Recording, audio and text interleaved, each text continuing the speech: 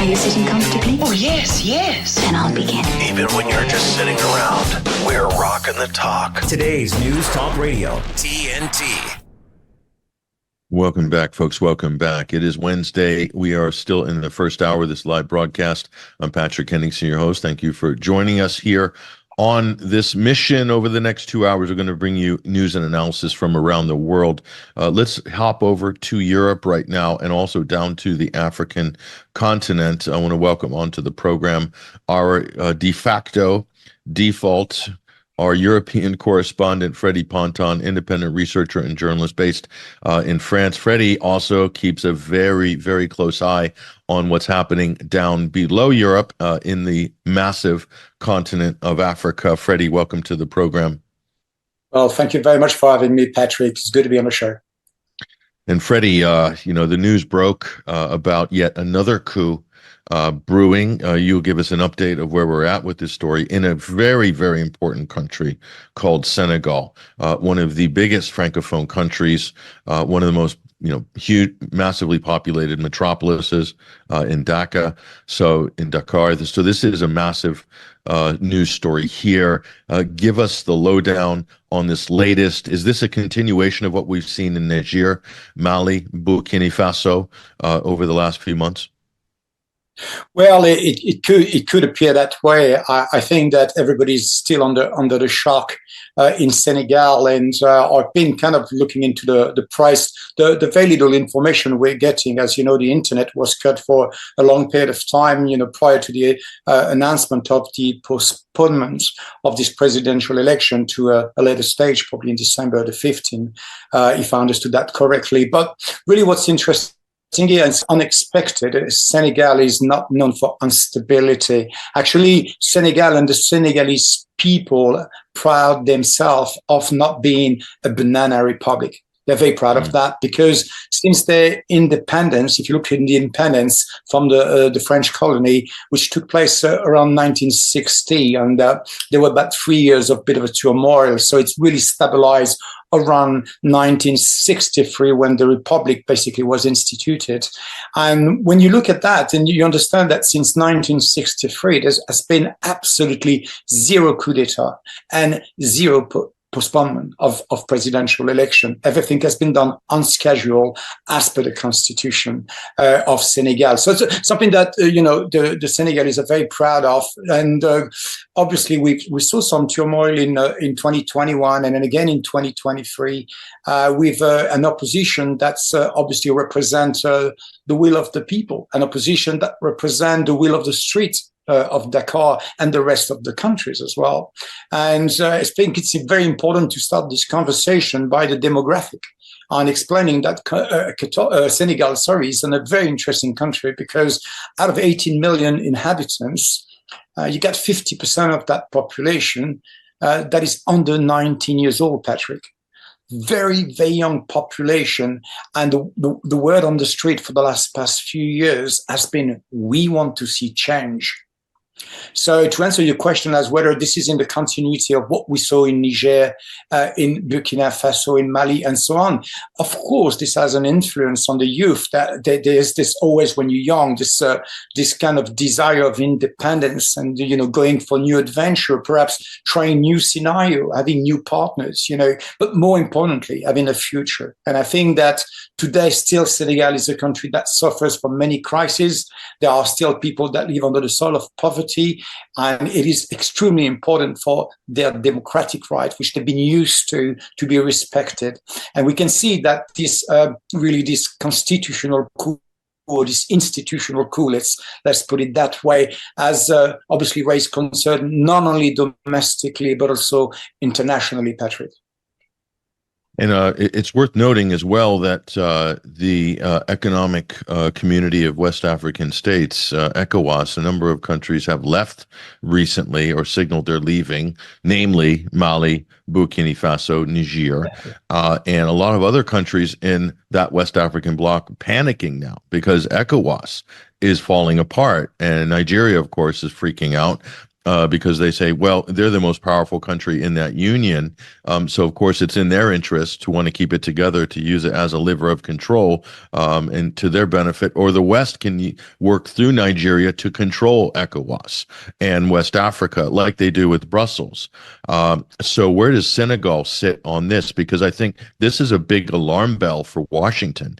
They're freaking out about the potential fracture and collapse of ECOWAS.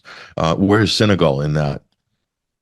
Well, in that it's very clear that the pressure coming from outside, you mentioned the United States, we saw some senators coming out with some very strong statements about, looking at stability and making sure that the democratic process is respected. So they cannot play double card on this one. It's just too volatile. You got 50%, 9 million of young people, you're telling them that they cannot have a normal election, and they got to believe the stunt that has just been put in front of their eyes. It's not going to work. It's going to end up on the street, and it's going to get bloody. So the United States know that. France, Germany, all the countries that have some interest in Senegal, even Russia has really sent some message, appealing the government to respect basically the constitutional right of the people of Senegal. Now, ECOWAS has a very, very delicate position, and it's good to mention them because they've actually came out yesterday with a statement, expressing basically the need to go back to constitutional law and making sure that these elections are taking place and not abusing the system, the legal system, or even the constitution itself, to buy some time, whatever the reason is.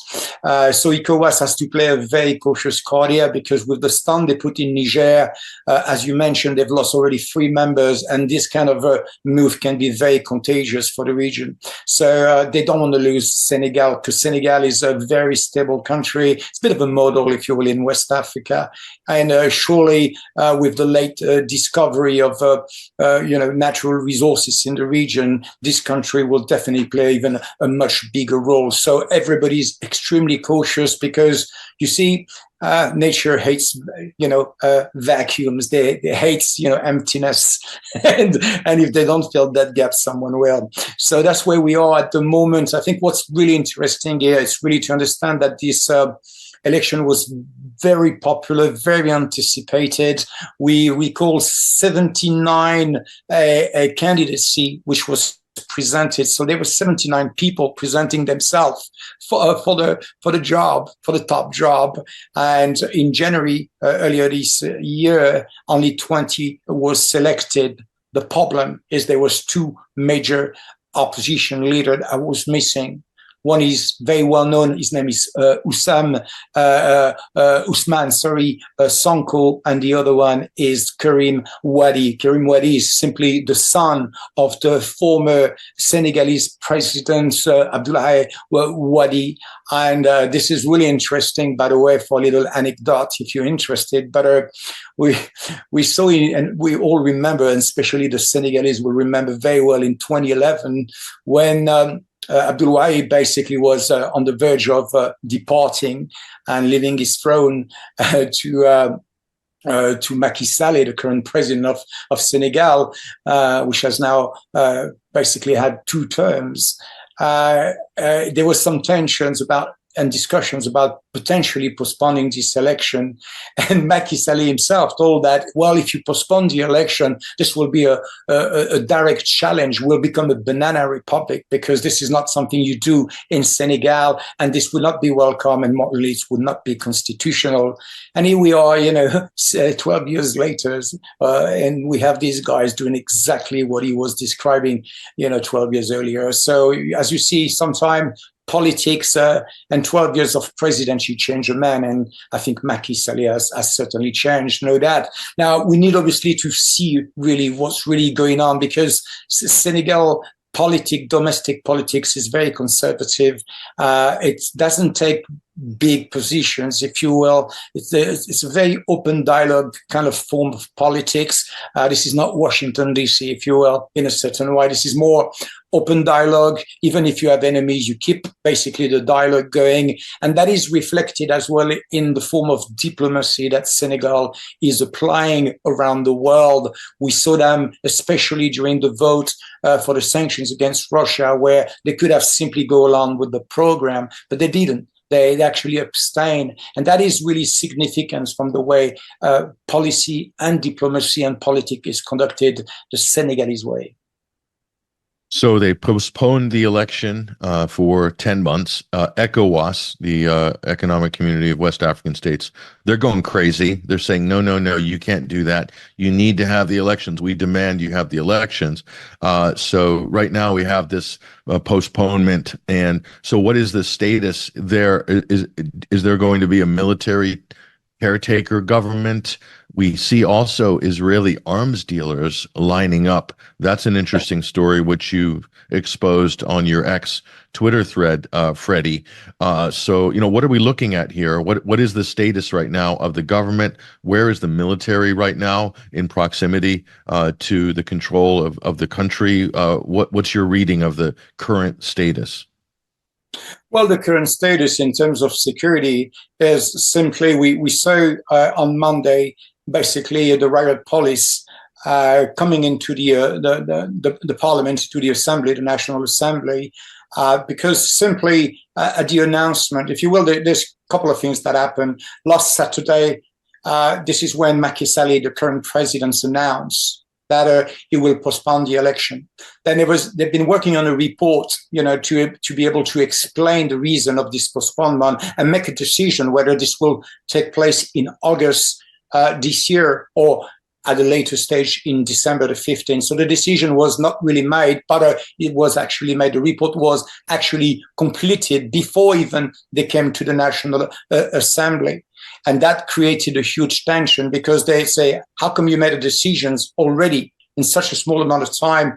And the decision to not actually postpone them until August, which might have been negotiable perhaps, but to postpone them until December the 15th was made because, and if you read the report, it's quite unbelievable. They say that it was postponed because of the climate, because it's the rainy season in August in Senegal, and a lot of people will not be given the opportunity to make it to the voting booth. So they thought well, climate change, perhaps, that's a good reason. Now we'll postpone it 6 months, and you come back in December, we'll see what we get. However, when we look into the termings and the verbiage, it's very important here, Patrick, and we see that what the announcement on Monday was made, there was no announcements of postponement. I've read it a couple of times, I double-check it because I found it very bizarre that the word postponement was not there. And what we are saying here is that actually is repealing the possibility of actually a presidential vote to take place. That's not a postponement. That's something different. You're repealing basically the right for the electoral body to come together for an election. So you're basically taking away the right from people to decide, and to exercise their civil duty, and that's very insulting for the Senegalese, of course. So that into context, of course, you gather whatever's left of the opposition, because many have been thrown in jail, and we'll talk about that in a moment, especially the top leaders of the opposition. But we can clearly see that what's left of the opposition and the MPs were trying to say, no, this is a coup. They really felt, you could see how it works. It becomes actually, I would say, violent, but it becomes physical. People say, no, I'm protecting that desk. I'm not going anywhere. Nothing is going to sign. Nobody's going to approve anything. And they had to be removed by force. And when that happened, it's a coup. It's nothing else. It's a coup. You want to call it everywhere. Everybody's trying to be polite about it, but that is a coup. Okay, because the Constitution does not allow in any way, I think it's Article 130 in the Senegalese Constitution clearly states that you cannot postpone the election for any whatsoever reason. Even under emergency reason, I think you can't either. It has to be happening on time, on schedule. So very interesting. Yeah, they haven't postponed an election in the history of the country. In fact, 1963 since 1963. is pretty amazing since they've gained independence. So this is massively historic, in fact. It is historical, but we saw the wind of change, Patrick. We saw that already in 2021, and I think when we saw Ousmane Sonko, which simply has won the heart of the youth, and they know today clearly there's absolutely no doubt that Macky Sall and his camp they cannot win this election, not even close. Because the youth understand that they have to take their responsibility. This is a country that is well educated. This is not a banana republic. There's a people that knows what they're doing. There's a lot of well-educated people. There are a lot of people that have been connected, that have studied in France or other countries as well. Many people are bilingual, trilingual. No, you get quality, you get engineers, you got a lot of things going on in this country. It's a rich country. It's 80% self-autonomous as far as food security is concerned. So that's very important. So they only import a little bit. They import from Russia and Ukraine the wheat. So Ukraine and Russia is very important for Senegal. I think 9% of the import come from Russia. And Senegal is the second principal partner of Russia in the sub-Saharan countries behind South Africa. So it is an important country. So very interesting to have this number in mind, because when you put this puzzle together, which we're still working on, we look back, we look at what happened. We saw, obviously, the horsemen. They went really after Ousmane Sonko, this young leader that has a very, very amazing, basically, story, working for the treasury and ending up really all the way as a top leader in the countries, in a verge of being in a position to win this election. It's quite incredible, but the youth is behind him, but he's been basically taken down on many occasions. They've tried to manufacture many cases against him for rape, for death threat, and so on. But he was vindicated eventually on June the 1st, 23rd. He was acquitted, actually, of all charges. But then it came back to him on January 24th. So you can see how they don't let this guy go. They don't want him to even make it to the list so that he can be considered as a potential candidate, and they put him in jail for another 6 months, and on and on. So as we speak, the guy is still in jail.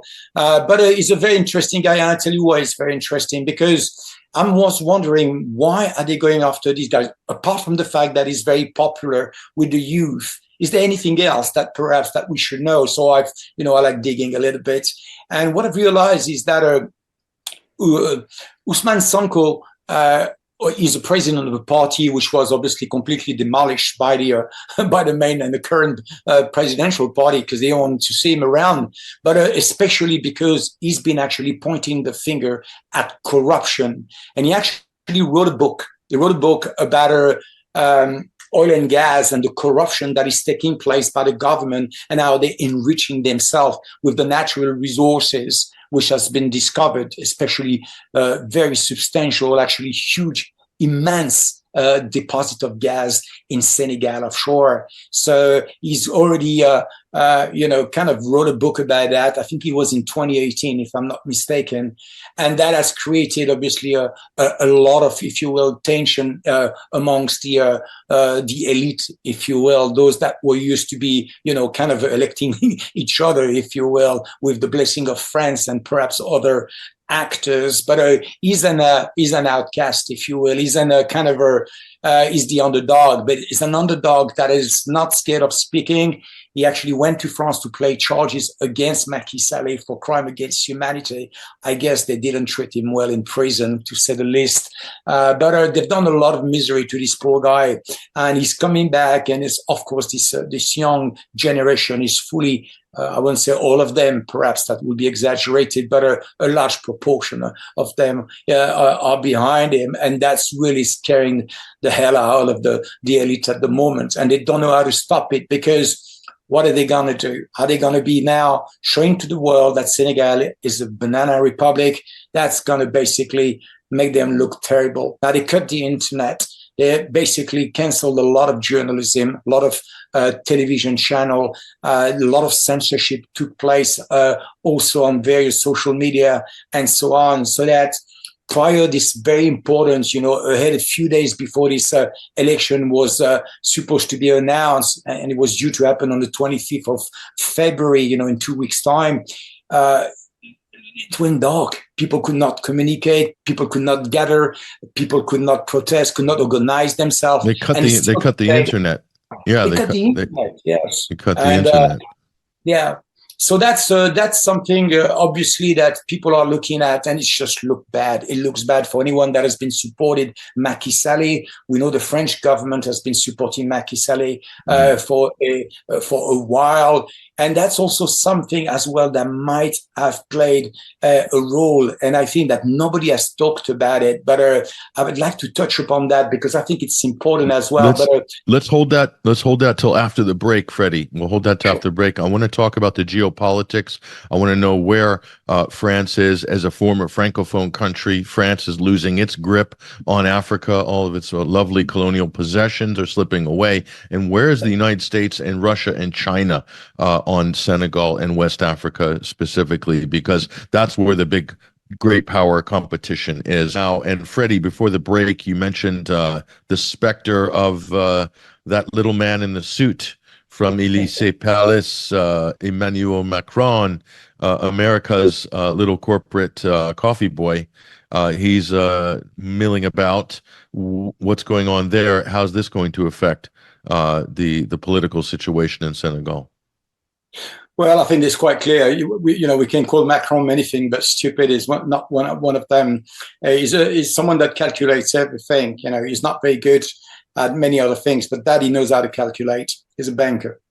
And the calculations are very simple. I think looking at the poll, looking at a couple of projections, it was quite clear that Macky Sall will never be elected president. He doesn't have the support, and the person that he was bringing forward, which we'll talk about in a moment, is someone that simply has not managed to create a consensus around himself.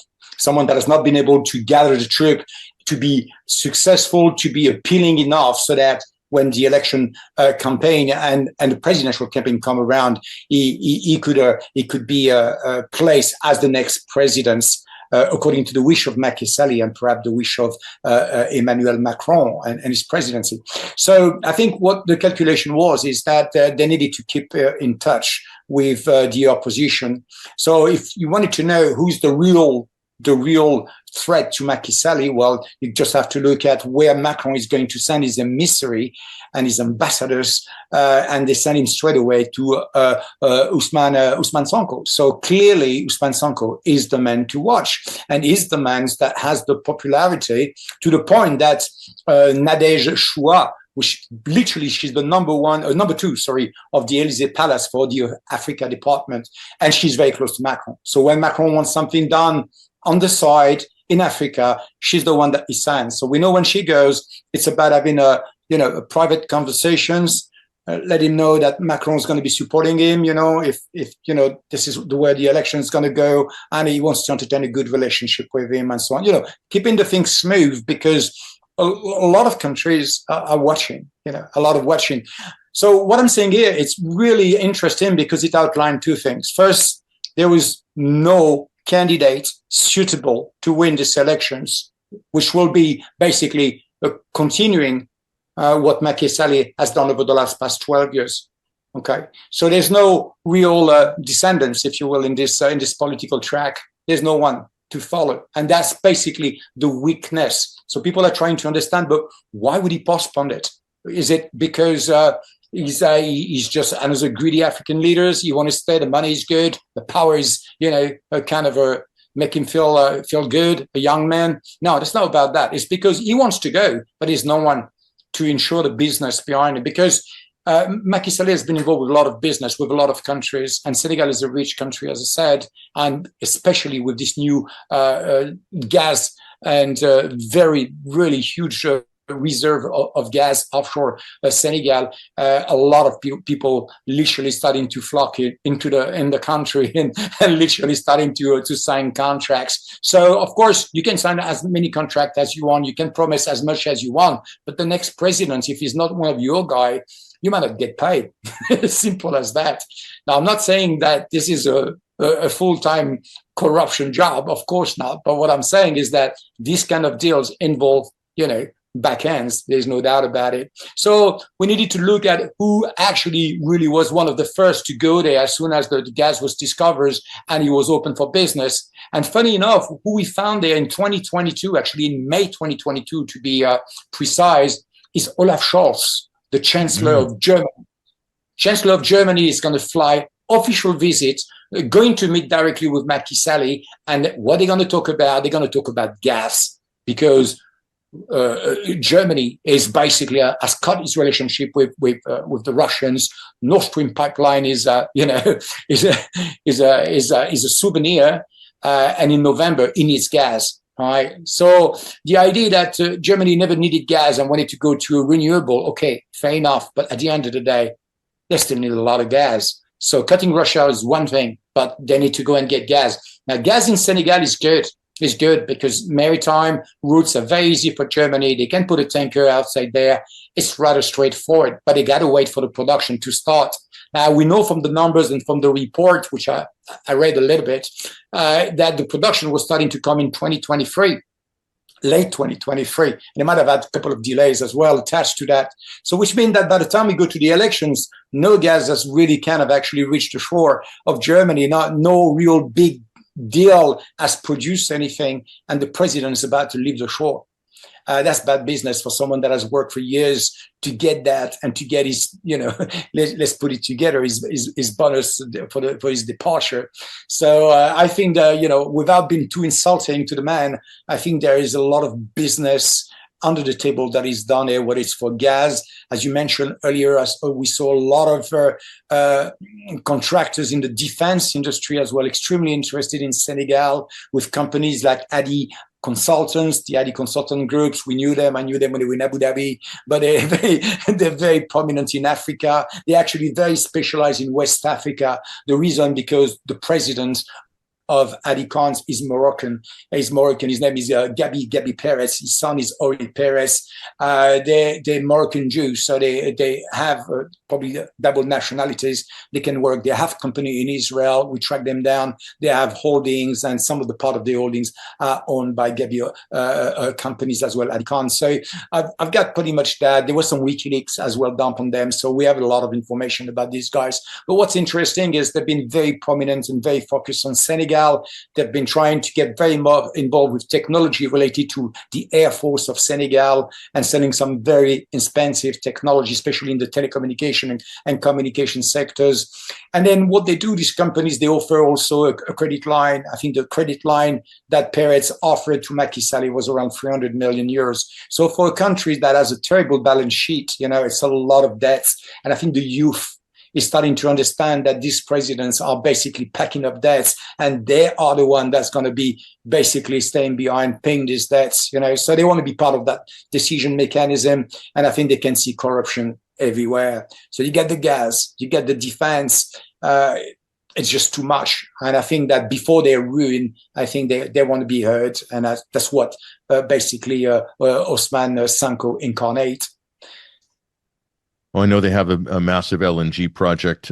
This is on the sort of border with Mauritania, Senegal's neighbor to the north. That is the really rich gas area. Then LNG project that would ship liquefied natural gas for export, obviously to Europe. So yeah, and it's hit lots of delays. They're lacking investment. So I can see the European players swooping in, vying for influence, maybe to secure some of that supply in the future. So there's also the pipeline projects in Africa to bring gas from West Africa directly into Europe, but it has to cross through, let's say, hostile territory to make it there. So there's a lot of deals that have to be made. But before we break here, we're coming up to the top of the hour. Where's the geopolitics on this? Because certainly the United States will have its interest. You've talked about France, obviously, and other European players. But between the U.S., Russia, and China, where does Senegal sit on that spectrum? Well, for that, you obviously have to look in terms of the moment. As I said, this is really the battle of the corridors. Everywhere in the world, the world is basically shifting and reorganizing its supply chain, if you will. So the balance of the corridors applies as well in West Asia, as well as they apply in Africa. And everyone is going to want to have access to that particular market, point of entry that are basically extreme well equipped, that has already have all the necessity to welcome bigger trade, but also countries that have stability. Remember when we talked about the BRICS, there's a very important debate about the BRICS. One of the main components of the BRICS in terms of for them to choose which candidate is the right candidate for them. Well, a country that is stable, a country that has no coup, a country that has never postponed any election, a country that is the second major partner to Russia, for example, behind South Africa. I think the export, I was looking at numbers, we're talking about 9% of Senegal export comes from Russia. The main exports come otherwise 33% from Europe, of course. And China is not far behind as well. So when you find Russia, you always find China. China is using in the defense sector in West Africa. They've done very well for themselves. And Senegal is definitely on their roadmap as well. So a lot of commercial interest, but also a lot of geopolitical interest in the bigger pictures. And I think that definitely, I don't say that Russia is behind anything there. That's not what I'm saying. But what I'm saying is that if you look at, the conflict in Ukraine, for example, and I'm going to make a good analogy so that you can compare that. Russia didn't have much to do. All they have to do is to let NATO screw it up. They had to let them do the mistakes. And now they're going to do more and more mistakes, right? But Russia doesn't have much to do. All they have to do is to let them make these mistakes until the natural comes back. The natural course of affairs comes back and reality hits the ground. And that's exactly what they're going to do with Senegal. They're not going to intervene. They're not going to want to get involved in there. They're just going to look at it. They're going to let basically the people decide. And when the people have decided, then they'll come and do what everybody does, because that's just simple economic relationship and supporting the idea of sovereignty. And I think if you look across the sub-Saharan belt, all these countries are thriving. They are absolutely, really, really thirsty for independence, sovereignty, and stability, and under corruption. And they want to have good relationship with different options. And I think the BRICS bring the finance, they bring the solutions, and they also bring something outside of the CFR. And Senegal, I know it's been in discussions in the background, but a lot of people wants to get out of this French colonial money, and they should. And they should. Mm. That's a big one. And you mentioned Senegal is, a pretty formidable agricultural country, and they're practically food secure. So Russia provides, the agricultural backing. That's one of their biggest exports, and nitrates, fertilizer, also the technology, the know-how for big farming. These are all things that Russia excels at, which it's now exporting to other African countries. So that's another thing Russia brings to the table. The U.S. brings that to the table, but you have to do big deals with Cargill and Coke Industries and all these, which involve all these predatory financial loan relationships that are all tied up in credit lines and stuff like that. I mean, where that leads. Russia's not offering that type of deal. So that's interesting. And on the defense side, that's also interesting. China, Russia have a lot to offer. A lot of these countries to get off the U.S. system, to get off U.S. anti-aircraft systems, get off the U.S. system. So otherwise, Washington literally controls your military. People don't realize if you buy from America, you don't just get the gear, you get the staff, you get all the military attaches, you get all the generals. They end up camping there. The British and the Americans move in to service their gear.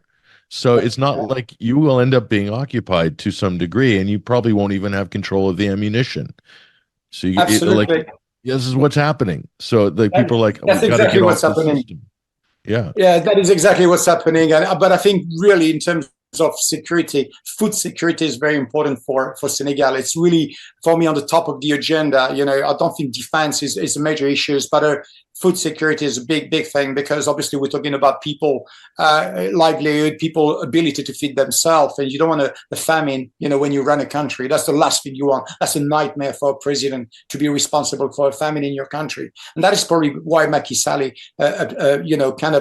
abstented at the United Nations, not basically to be in an awkward situation, neither with Ukraine nor with Russia, because they have a very short period for agriculture in terms of growing the crop because of the rainy season. They can't miss it. So they need to grow fast, and they need a lot of fertilizer. And as I said, these fertilizers come from these two countries. They got to keep it right. They got to keep it safe.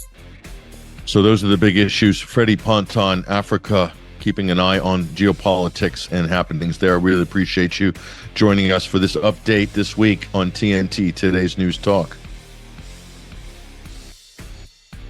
There he goes, ladies and gentlemen. That is a journalist, Freddie Ponton. Follow him on X, Twitter as well. That's where I'm getting all my updates with what's going on in that part of the world, where you should be as well. Top of the hour news headlines coming up, and we got a lot of ground to cover on the other side. AI censorship. We got Basil Valentine with the Middle East report, all that and more. So stick around. We'll be back in a few minutes.